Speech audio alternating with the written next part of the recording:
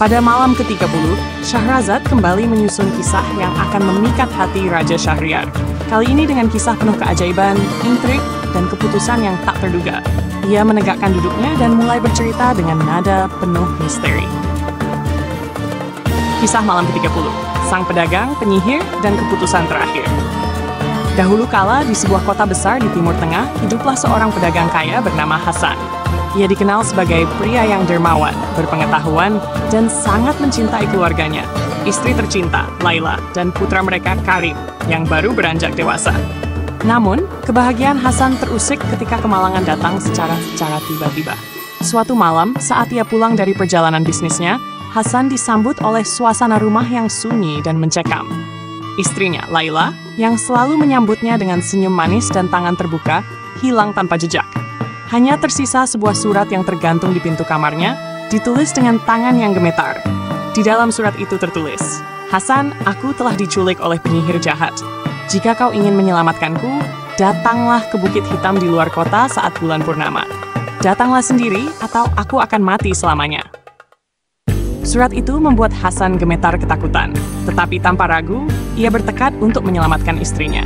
Ia segera bersiap dan pergi menuju Bukit Hitam sesuai petunjuk dalam surat, meskipun ia tahu betapa bahayanya menghadapi penyihir jahat yang dikenal di seluruh negeri karena kejahatannya. Malam itu, di bawah cahaya bulan purnama, Hasan sampai di Bukit Hitam. Di sana, berdiri sebuah kastil tua yang menjulang tinggi, dengan batu-batu gelap yang tampak seperti tertelan oleh kegelapan. Dengan hati-hati, Hasan melangkah menuju gerbang besar kastil tersebut, dan pintu itu tiba-tiba terbuka sendiri, mengundang Hasan untuk masuk. Di dalam kastil, ia disambut oleh seorang pria tua dengan jubah hitam yang mengerikan. Matanya bersinar dengan cahaya jahat. Itu adalah penyihir yang menculik Laila. Tanpa basa-basi, penyihir itu berbicara dengan suara rendah dan tajam. "Hasan, aku tahu mengapa kau datang," katanya. "Kau ingin istrimu kembali, namun itu tidak akan mudah. Ada syarat yang harus kau penuhi jika ingin dia kembali ke sisimu." Hasan dengan penuh ketegangan menatap mata penyihir itu. "Apa syaratnya?" tanyanya dengan suara yang bergetar. Penyihir itu tersenyum licik. "Kau harus memilih antara dua pilihan.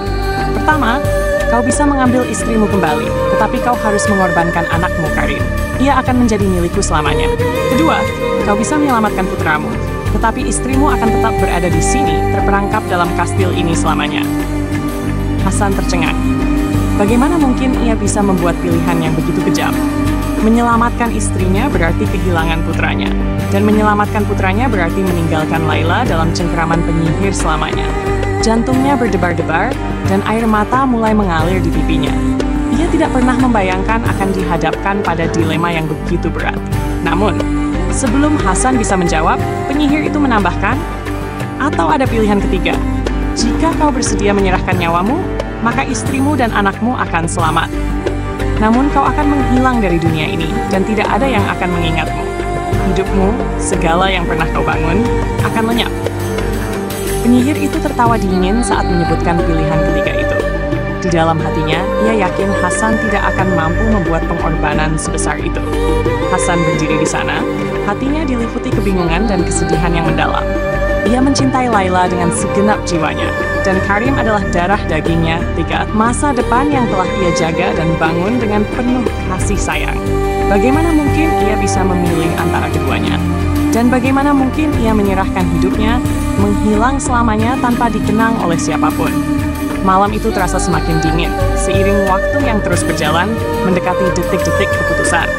Hasan merasa jiwanya seakan terpecah-pecah, namun ia tahu bahwa ia harus membuat keputusan. Setelah merenung lama, Hasan mengangkat kepalanya dan menatap langsung ke arah penyihir. Dengan suara tegas meski penuh kepedihan, ia berkata, "Aku akan memilih pilihan ketiga. Aku akan menyerahkan nyawaku demi keselamatan istri dan anakku." Penyihir itu terdiam, tidak menyangka Hasan akan memilih pengorbanan terbesar. Namun, sebelum penyihir bisa bereaksi lebih lanjut, tiba-tiba terdengar suara ledakan keras, dan seberkas cahaya terang memenuhi ruangan. Dari cahaya itu muncul seorang wanita dengan jubah putih bercahaya, sosok yang indah dan penuh wibawa. Itu adalah peri penjaga keluarga Hasan, yang selama ini tak terlihat, namun selalu melindungi mereka.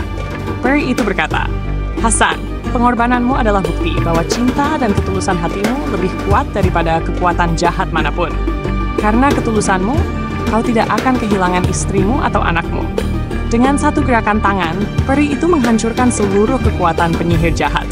Kastil tua itu runtuh, dan penyihir tersebut lenyap menjadi abu. Tidak lagi memiliki kekuatan atas siapapun. Laila dan Karim muncul, berdiri di samping Hasan, sehat dan aman. Hasan tersungkur ke tanah. Air mata kebahagiaan membasahi wajahnya. Ia tidak percaya bahwa keluarganya kembali bersama, dan ia tidak harus kehilangan mereka.